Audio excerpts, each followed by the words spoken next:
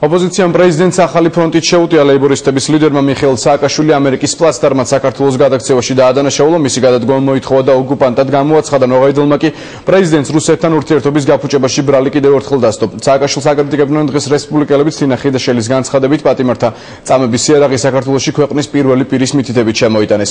შეტევა პრეზიდენტზე ნახეთ თამთა სანიკიძის სიუჟეტში ოპოზიციის მწვავე განცხადებები.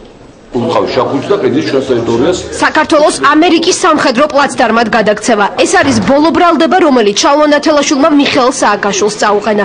ლეიბორისტების ლიდერი დარწმუნებულია, რომ ავღანეთში გასამგზავრებელი ქართველი ჯარისკაცების გაწვრთნა პენტაგონმა სააკაშვილის თხოვნით გადაწყვიტა.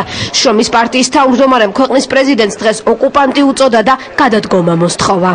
ეს არის მიხეილ სააკაშვილის პირდაპირი მოწვევა. მან გაავსო პენტაგონის კონგრესი და თეთრი სახლის კანცელარია უამრავი წერილებით, ნოტებითა და მიმართვებით იმის თაობაზე, რომ მოდით იბატონეთ, ოღონდ მე გადამარჩინეთ, ოღონდ მე სკამზე დავჩე. აგერ არის ბათუმის პორტი, აგერ არის ფოთის პორტი, აგერ არის საქართველოს ტერიტორია, გადაზიდეთ სამხედრო ტვირთები ავღანისტანში რამდენიც გენებოთ, გამოიყენეთ სენაკის დედოფლის წყაროს, მარნეულის აეროდრომები, რისთვისაც გნებოთ, უნდა წაეთრას სააკაშვილი აქედან. გადადგომა ძალიან კულტურული ტერმინია და თუ არ წაეთრევა, უნდა გამოატყიოს ხალხმა. დღე პრეზიდენტის კრიტიკას მიუძღვნეს პრაიმერის ჯგუფის ლიდერებმაც. ნოღაიდელი დავითაშვილი ძიძიგულის გუნდმა სააკაშვილი ამერიკასთან გარიგებაში არა, მაგრამ რუსეთთან ურთიერთობის გამწვავებაში დაადანაშაულა. პრაიმერისტები ამბობენ, რომ კრემლის მიერ დაწესებული ქართული ემბარგო საქართველოს პრეზიდენტის ბრალია. შესაძლებელია რომ საჰაერო მიმოსვლა ადგეს, ეს არის ნამდვილად შესაძლებელი და ამას ხელს სააკაშვილი უშლის, იმიტომ რომ რუსეთმა ეს გადაწყვეტილება თქვენ იცით რომ უკვე მიიღო. შესაძლებელია რომ დაიწყო საქართველოს პროდუქციის ექსპორტი რუსეთის ბაზარზე და მიმართულებით სააკაშვილი ნაბიჯებს არ დგამს.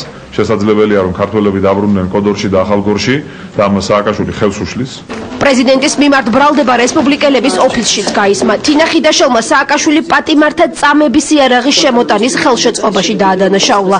ხიდაშელის მტკიცებით აკრძალული იარაღის გამო საქართველოს ბოლო დასკვნაში ორგანიზაცია საერთაშორისო ამნისტიამ გააკრიტიკა.